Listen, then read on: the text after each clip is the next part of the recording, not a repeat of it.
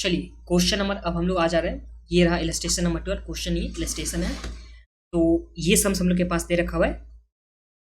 ये सम्स बहुत ही बड़ा दे रखा हुआ है, बट बहुत ही इजी सम्स है, बस लेंदी सा बना के रखा हुआ है। तो चलिए हम लोग स्टार्ट करते हैं, पढ़ना स्टार्ट करते हैं। तो क्या दे रखा हुआ है, from the following particulars you are required to calculate amount of claim. तो हम लोग को इस सम्स में भी निकालना है, अमाउंट ऑफ क्लेम निकालना है, जो निकालना है फॉर बिल्ट वेल लिमिटेड के लिए, whose business premises was partly destroyed by fire, जिसका बिजनेस प्रेमाइसेस था पार्टली डिस्ट्रॉयड हो गया था फायर के वजह से। जिसमें यहाँ पे बोला सम अस्यूर्ड फ्रॉम 31 दिसंबर 2011। तो कितने का सम अस्यूर्ड किया गया, तो यहाँ पे इंश्योरेंस पॉलिसी ले रखा हुआ है 4 लाख का। इसके बाद पीरियड ऑफ इंडेमनिटी हम लोग के पास जो दे रखा हुआ है वो कितने का, तो यहाँ पे 12 मंथ्स का दे रखा हुआ है। फिर डेट ऑफ डैमेज, किस दिन को आग लगा था, तो यहाँ पे 1 जनवरी 2012 को यहाँ पे आग लग चुका था। और यहाँ पे date of which disruption of the business ceased, तो यहाँ पे 31 अक्टूबर तक यहाँ पे बिजनेस क्या हुआ था, अफेक्ट हुआ था। तो 8 महीने का, अक्टूबर कितना मंथ्स हुआ, 12 मंथ्स, 10 मंथ्स यहाँ तक हुआ। तो 10 मंथ्स तक का यहाँ पे बिजनेस क्या हो रहा है, अफेक्ट हो रहा है। और इंश्योरेंस पॉलिसी कितना मंथ्स का ले रखा है, 12 मंथ्स का, तो ये तो अंदर ही आ रहा है। अब देखिए आगे क्या दे रखा हुआ है, the subject matter of the policy was gross profit but only net profit and insure standing charges are included. तो ये वाली पार्ट तो इसको लिखना चाहिए भी नहीं था, क्योंकि ग्रॉस प्रॉफिट है, जब भी हम लोग निकालते थे लॉस ऑफ प्रॉफिट वाले पॉलिसी में, तो उस टाइम में हम लोग यहाँ पे नेट प्रॉफिट प्लस में इंश्योर स्टैंडिंग चार्जेस लिखते ही थे। तो ये वाली पार्ट कोई मतलब ही नहीं है। और अभी तक में हम लोग को सिर्फ और सिर्फ यहाँ पे इंश्योरेंस पॉलिसी का अमाउंट दे रखा हुआ है, ठीक है। अब देखिए आगे क्या दे रखा हुआ है, the book of account reveal the gross profit for the financial year 2011 was 3,60,000। तो हम लोग यहाँ पे ग्रॉस प्रॉफिट दे रखा हुआ है। तो पहला हम लोग के पास यहाँ आ गया ग्रॉस प्रॉफिट। उसके बाद the actual turnover for financial year 2011 was 12 lakh which was also the turnover in this case. तो हम लोग के पास टर्नओवर दे रखा हुआ है पिछले साल का।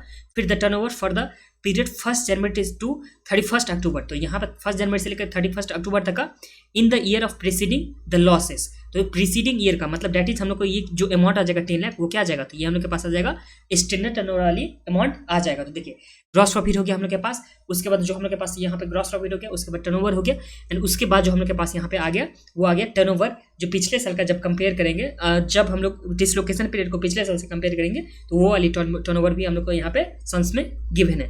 अब देखिए आगे क्या दे रखा है, तो during dislocation of position it was learned that the November to December 2011 there had been upward trend। तो इस टाइम में यहाँ पे upward trend था business done compare with the figure of the previous year. तो यहाँ पे प्रीवियस ईयर के फिगर के हिसाब से यहाँ पे upward ट्रेंड रहा था। फिर it was stated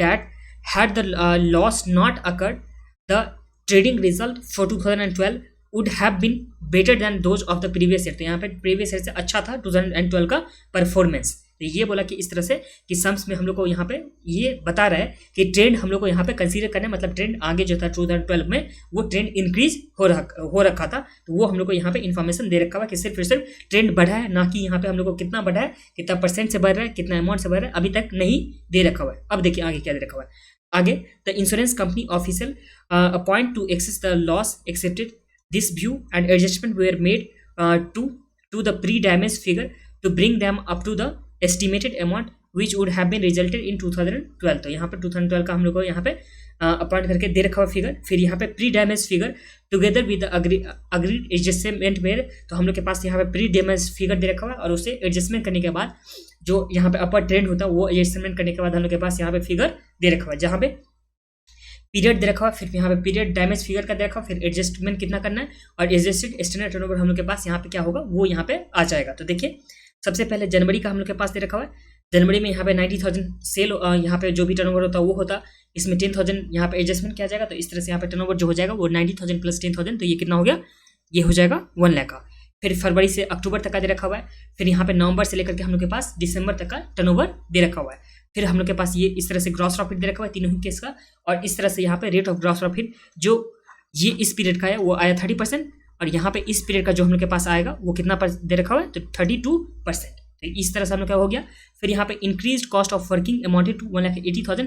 तो ये जो हम लोग के पास हो गया increase cost of working amounted, तो मतलब कॉस्ट ऑफ वर्किंग में इंक्रीज हो रहा है, डेट इज एक्सपेंस में इंक्रीज हो रहा है। तो ये हम लोग के पास क्या हो जाएगा, एडिशनल एक्सपेंस हो जाएगा। तो ये एडिशनल एक्सपेंस हम लोग के पास हो जाएगा। अब देखिए there was there was a clause in the policy relating to saving in insured standing charges during the indemnity period and this amounting to 28,000। तो हम लोग के पास इंश्योर स्टैंडिंग चार्जेस में कितना सेविंग हो रखा है वो भी हम लोग के पास दे रखा हुआ है सम्स में। आगे बोला standing charges not covered by the insurance company 20,000 per annum. तो हम लोग के पास अनइंश्योर्ड स्टैंडिंग चार्जेस दे रखा हुआ 20,000 का। फिर the annual turnover for January was nil. तो जनवरी का टर्नओवर जो था वो नील था। देखिए जब आग लगा था, जनवरी को आग लगा था और जनवरी से लेकर के यहाँ पे अक्टूबर तक का यहाँ पे दे रखा हुआ था क्या, जनवरी से लेकर के अक्टूबर तक का अफेक्ट हो रहा था। और यहाँ पे जनवरी का जो यहाँ पे टर्नओवर था वो कुछ भी नहीं था और फैब से लेकर के अक्टूबर तक का जो टर्नओवर था वो कितना था, तो ये हम लोग के पास दे रखा हुआ है 8 लाख का। तो हम लोग के पास सम्स में बस इतना ही दे रखा हुआ था। एक बार आप लोग दोबारा सम्स को पढ़ लीजिए, वैसे मैं एक बार रिवाइज करा देता हूँ क्विक। इसमें देखिए क्या क्या दे रखा हुआ था, एक बार क्विक रिवीजन करा देता हूँ इसका। तो देखिए सबसे पहले हम लोग के पास दे रखा था इंश्योरेंस पॉलिसी कितने का था, दूसरा हम लोग के पास ग्रॉस प्रॉफिट हो गया, उसके बाद टर्नओवर हो गया और उसके बाद हम लोग के पास स्टैंडर्ड सेल यहाँ पे दे रखा हुआ है। आगे हम लोग के पास यहाँ पे जो प्रीवियस ईयर का सेल उसमें कितना एडजस्टमेंट हो रहा है, अपवर्ड ट्रेंड था एंड उसके बाद एडजस्टमेंट करने के बाद यहाँ पे जो भी टर्नओवर हो रहा है वो हम लोग के पास यहाँ पे सम्स में गिवन है। और ग्रॉस प्रॉफिट में हम लोग का दे रखा हुआ है और ग्रॉस प्रॉफिट का रेशियो भी दे रखा हुआ है। उसके बाद कितना एडिशनल एक्सपेंस हुआ वो भी दे रखा हुआ है, कितना सेविंग हुआ वो भी दे रखा हुआ था। प्लस में हम लोग के पास कितना अनइंश्योर्ड स्टैंडिंग चार्जेस है जिसे यहाँ पे इंश्योर नहीं, that is uninsured standing charges वो भी दे रखा हुआ है। प्लस में जो टर्नओवर था डिसलोकेशन पीरियड का वो भी हम लोग को सम्स में गिवन है। अब इससे हम लोग को यहाँ पे सम्स में क्या निकालना है, तो क्लेम हम लोग को निकालना है। तो कॉपी में आ जाइए और मैं यहाँ पे बुक से भी आप लोगों को बताते चलूंगा कि कैसे कैसे हम लोग निकालेंगे। तो देखिए सबसे पहला जो हम लोग को काम करना है इसमें सबसे पहले हम लोग शॉर्ट से निकालेंगे जो बहुत ही ईजी हो जाएगा। ये बस जो बुक का दे रखा हुआ वो स्टेप फॉलो करते चलते हैं और उसमें मैं आप लोग को अच्छे से समझाते चलूंगा तो आप लोग को बहुत ही ईजी हो जाएगा। बहुत ही सिंपल सम्स है, बस ये लेंदी करके रखा हुआ था ये। तो चलिए लिखते हैं हम लोग इलस्ट्रेशन नंबर 12 जो यहाँ पे लास्ट इलस्ट्रेशन दे रखा हुआ, उसके बाद हम लोग के पास क्वेश्चन स्टार्ट हो जाएगा। ये रहा इलस्ट्रेशन नंबर 12। इसमें सबसे पहले हम लोग जो निकालेंगे वो क्या निकालेंगे, शॉर्ट सेल। और शॉर्ट सेल को हम लोग कंपेयर करते करते निकालेंगे, ठीक है। तो चलिए निकालते हैं शॉर्ट सेल। इसमें सबसे पहले हम लोग जनवरी का देखते हैं कितना यहाँ पे जनवरी का सेल दे रखा हुआ है। तो जनवरी में हम लोग के पास जो दे रखा हुआ था एडजस्टेड टर्नओवर जो हम लोग के पास दे रखा हुआ था वो कितना का दे रखा हुआ था जनवरी में एडजस्ट करने के बाद। तो ये हम लोग के पास जो सेल दे रखा हुआ था स्टैंडर्ड वाले वो कितने का दे रखा हुआ था, तो 1 लाख का दे रखा हुआ है। तो जनवरी का सेल हम लोग के पास कितना था, 1 लाख का था एडजस्टेड स्टैंडर्ड टर्नओवर। और यहाँ पे लिख देता हूँ एक्चुअल टर्नओवर और यहाँ पे हम लोग क्या लिखेंगे कितने का शॉर्टेज हुआ, ठीक है। ये हो गया जनवरी का। अब देखिए जनवरी का एडजस्टेड टर्नओवर तो हम लोग के पास सम्स में गिवन है और जनवरी के यहाँ पे सेल के बारे में क्या बोला कि जनवरी का सेल कुछ भी नहीं होगा। तो जनवरी के सेल में कुछ भी नहीं हुआ तो इस तरह से शॉर्टेज जो हम लोग के पास जनवरी में हो गया वो कितने का हुआ, तो हम लोग के पास जनवरी का शॉर्टेज हो गया 1 लाख का। अब ये देखिए ये हम लोग के पास प्रीवियस ईयर का फिगर था, इसमें एडजस्टमेंट करने के बाद जो हम लोग के पास हो जाएगा मतलब नेक्स्ट ईयर ये वाली एक्सपेक्टेड फिगर था। तो एक्सपेक्टेड मतलब स्टैंडर्ड टर्नओवर हो गया और स्टैंडर्ड टर्नओवर में से हम लोग यहाँ पे देख लिए एक्चुअल टर्नओवर को माइनस करके तो हम लोग के पास शॉर्टेज आ गया सिर्फ और सिर्फ जनवरी का। अब जनवरी के बाद हम लोग फैब से लेकर के कब तक आता, फैब टू अक्टूबर तक का, फैब से लेकर अक्टूबर तक का, जहाँ पे हम लोग के पास फैब से अक्टूबर तक का कितना टर्नओवर दे रखा हो तो 9,60,000, ये आ जाएगा 9,60,000। अब इस पीरियड में हम लोग के पास 9,60,000 हम लोग के पास फैब से लेकर अक्टूबर का हो गया। अब इस पीरियड में जो हम लोग के पास सेल दे रखा हुआ है एक्चुअल टर्नओवर वो कितना दे रखा हुआ, तो ये हम लोग के पास कितना दे रखा हुआ है, तो एक्चुअल टर्नओवर हम लोग के पास है 8 लाख। तो चलिए यहाँ पे लिख देता हूँ 8 लाख। शॉर्टेज कितने का हो गया, तो शॉर्टेज इस केस में हम लोग के पास आ गया 1,60,000 का। अगर टोटल शॉर्टेज देखेंगे टोटल शॉर्टेज तो ये कितना का आ गया, तो ये हम लोग के पास आ गया 2,60,000 का हम लोग के पास टोटल शॉर्टेज आ गया। तो पहला नंबर का जो हम लोग के पास था शॉर्ट सेल निकालना वो कंप्लीट हो गया। अब देखिए दूसरा हम लोग काम क्या करेंगे, तो दूसरा काम करेंगे ग्रॉस प्रॉफिट का जो भी रेशियो होगा वो हम लोग निकालेंगे। तो देखिए ग्रॉस प्रॉफिट के रेशियो टाइम में हम लोग निकालने टाइम में क्या करते थे, तो ग्रॉस प्रॉफिट के रेशियो निकालने के लिए हम लोग लिखते थे नेट प्रॉफिट प्लस में ensure standing charges divide by हम लोग क्या करते थे टर्नओवर करते थे इनटू 100। ये हम लोग निकाल देते हैं ग्रॉस प्रॉफिट का रेशियो निकालने के लिए, ठीक है। अब ध्यान दीजिए जो भी हम लोग के पास ग्रॉस प्रॉफिट का रेशियो निकालने के लिए ये हम लोग नॉर्मली लिखते थे। अब जो हम लोग ट्रेडिंग अकाउंट बनाते थे, जो भी हम लोग के पास ट्रेडिंग अकाउंट होता था उसमें सबसे पहले हम लोग के पास क्या आता था, तो हम लोग के पास आता था राइट साइड में जो आता था वो हम लोग के पास आता था जीपी ग्रॉस प्रॉफिट। जब हम लोग प्रॉफिट एंड लॉस अकाउंट का फॉर्मेट देखेंगे तो जीपी आता था। इस साइड में जो भी एक्सपेंस आता था तो ये एक्सपेंस हो गया, फिर दूसरा भी एक्सपेंस हो गया। इस तरह से हम लोग के पास एक्सपेंस आता था और यहाँ क्या आता था, नेट प्रॉफिट, ये हम लोग के पास सम्स में आता था। अभी इस एक्सपेंस में से जो यहाँ पे फिक्स्ड एक्सपेंस होता था, क्या होता था फिक्स्ड एक्सपेंस, वो क्या होता था, तो वो उसे हम लोग बोलते थे स्टैंडिंग चार्जेस। और स्टैंडिंग चार्जेस में दो चार्जेस होता था, एक होता था इंश्योर्ड स्टैंडिंग चार्जेस, दूसरा क्या होता था अनइंश्योर्ड स्टैंडिंग चार्जेस। तो अगर हम लोग यहाँ पे लिखे, क्या लिखेंगे, ग्रॉस प्रॉफिट, ग्रॉस प्रॉफिट ना लिख करके नेट प्रॉफिट, जो भी हम लोग के पास यहाँ पे नेट प्रॉफिट आ गया, ये वाली नेट प्रॉफिट, तो नेट प्रॉफिट प्लस में यहाँ पे जो एक्सपेंस का पार्ट होता था उसमें इंश्योर स्टैंडिंग चार्जेस प्लस में अनइंश्योर होता था। तो चलिए लिखते हैं इंश्योर स्टैंडिंग चार्जेस प्लस में अनइंश्योर स्टैंडिंग चार्जेस, मतलब दोनों मिला करके total standing charges, total standing charges मतलब total expense is equal to हम लोग क्या लिखते थे, ग्रॉस प्रॉफिट लिखते थे ना, ये लिखते थे ना हम लोग ग्रॉस प्रॉफिट। तो देखिए नेट प्रॉफिट प्लस में insured standing charges, insured standing charges plus में uninsured standing charges is equal to gross profit हम लोग का होता था। अगर इसे हम लोग और भी लिखना चाहेंगे, नीचे जो लिखना चाहेंगे, तो जो भी हम लोग के पास नेट प्रॉफिट होगा प्लस में insured standing charges is equal to हम लोग क्या लिख सकते हैं, जो भी ग्रॉस प्रॉफिट होगा, और इसमें जो अनइंश्योर्ड स्टैंडिंग चार्जेस इस साइड में प्लस में, अगर इस साइड में लेके जाएंगे तो हम लोग के पास क्या जाएगा, अनइंश्योर्ड स्टैंडिंग चार्जेस माइनस में आ जाएगा। तो देखिए हम लोग को सम्स में ग्रॉस प्रॉफिट तो गिवन है, प्लस में अनइंश्योर्ड स्टैंडिंग चार्जेस भी गिवन है, सम्स में हम लोग के पास gross profit uninsured standing charges भी गिवन है, तो ये तो हम लोग के पास आ जाएगा ना। तो देखिए सम्स में हम लोग के पास ग्रॉस प्रॉफिट कितना गिवन है, तो ग्रॉस प्रॉफिट हम लोग के पास सम्स में जो गिवन है ये रहा हम लोग के पास 4,06,400। तो चलिए लिखेंगे हम लोग 4,06,400। अब इसमें से अनइंश्योर्ड स्टैंडिंग चार्जेस भी गिवन है, जो कितना दे रखा हुआ है 20,000 पर एनम। तो यहाँ पे इसमें से माइनस करेंगे हम लोग कितना 20,000। तो इस तरह से हम लोग के पास net profit plus uninsured standing charges तो आ जाएगा ना, net profit plus insured standing charges, जो कितना आ जाएगा इस केस में, तो 406,400, इसमें से माइनस करेंगे हम लोग 20,000, तो हम लोग के पास कितना आ गया 386,400 का, जो हम लोग के पास नेट प्रॉफिट और यहाँ पे अनइंश्योर्ड स्टैंडिंग चार्जेस आ चुका है। अब ये दोनों तो हम लोग के पास आ चुका है, तो अब हम लोग क्या निकालेंगे यहाँ पे जीपी रेशियो। तो जीपी रेशियो के लिए हम लोग के पास net profit plus uninsured standing charges, जिसके बदले हम लोग लिखेंगे 386,400, 386,400 हो गया। इसमें डिवाइड करेंगे हम लोग किस चीज़ से, तो टर्नओवर से, जो हम लोग के पास टर्नओवर कितने का हो जाएगा, तो टर्नओवर यहाँ पे दे रखा हुआ है 12,70,000। तो चलिए लिखते हैं यहाँ पे 12,70,000 इंटू ये हो गया 12,70,000, और इसमें हम लोग 100 से मल्टीप्लाई करेंगे तो हम लोग के पास क्या आ जाएगा, जीपी का रेशियो जितना भी होगा वो हम लोग के पास आ जाएगा, जो 386,400 इंटू 100 डिवाइड बाय 12,70,000, जो इस केस में कितना आ रहा है 30.425%, जो 3 डेसिमल प्लेस में हम लोग लेंगे तो 30.425%, ये हम लोग के पास क्या है, ग्रॉस प्रॉफिट का रेशियो आ चुका है। तो देखिए शॉर्ट सेल आ चुका, ग्रॉस प्रॉफिट का रेशियो आ चुका, तो जो भी हम लोग के पास शॉर्ट सेल होगा उसमें हम लोग ग्रॉस प्रॉफिट के रेशियो से मल्टीप्लाई कर देंगे, तो हम लोग के पास क्या आ जाता था, तो लॉस ऑफ प्रॉफिट आ जाता था। उसके बाद हम लोग क्लेम का निकाल देते, और क्लेम और प्लस में लॉस ऑफ प्रॉफिट, और इसमें से कितना इंश्योर स्टैंडिंग चार्जेस था वो माइनस करने के बाद हम लोग के पास लॉस ऑफ प्रॉफिट आता था। उसके बाद क्लेम का हम लोग फॉर्मूला जो नॉर्मली होता था उसे निकाल लेते थे। तो चलिए अब हम लोग नेक्स्ट जो काम करेंगे वो निकालेंगे लॉस ऑफ प्रॉफिट। तो लॉस ऑफ प्रॉफिट कितना हो जाएगा, तो शॉर्ट सेल कितना है, जो भी शॉर्ट सेल है उसमें हम लोग जीपी रेशियो से मल्टीप्लाई करेंगे। शॉर्ट सेल कितने निकाले थे, तो हम लोग शॉर्ट सेल 2,60,000 का, इसमें जीपी रेशियो कितना, तो 30.425%। इस तरह से हम लोग के पास कितना आ जाएगा लॉस ऑफ प्रॉफिट में 2,60,000 इंटू 30.425,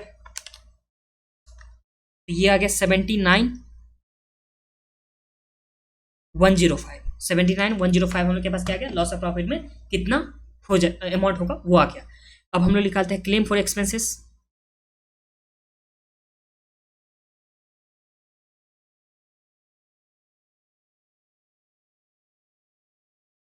सबसे पहले क्या होता था हम लोग के पास एक्चुअल सेल, तो एक्चुअल एक्सपेंस होता था। तो एक्चुअल एक्सपेंस हम लोग के पास यहाँ पे गिवन है, जो कितना दे रखा हुआ है कि वर्किंग कैपिटल में कितना इंक्रीज हो रहा है, वही हम लोग मानेंगे एक्चुअल सेल है। तो यहाँ पे एक्चुअल एक्सपेंस है, एक्चुअल एक्सपेंस इस केस में हो जाएगा 1,80,000 फर्स्ट वाले में। दूसरा वाला हम लोग लिख रहे थे कि एडिशनल सेल कितना हुआ है एडिशनल एक्सपेंस की वजह से, तो सम्स में हम लोग के पास गिवन है, तो आंसर इज नो कि कितना एडिशनल सेल हुआ है। तो हम लोग क्या एज्यूम करेंगे कि जो यहाँ पे सेल हो चुका है पीरियड ऑफ डिसलोकेशन में वो हुआ है एडिशनल एक्सपेंस करने के वजह से ही सेल हुआ है। तो यहाँ पे 8 लाख का हम लोग क्या लिखेंगे 30 पॉइंट जो जीपी रेशियो है 4 to 5%।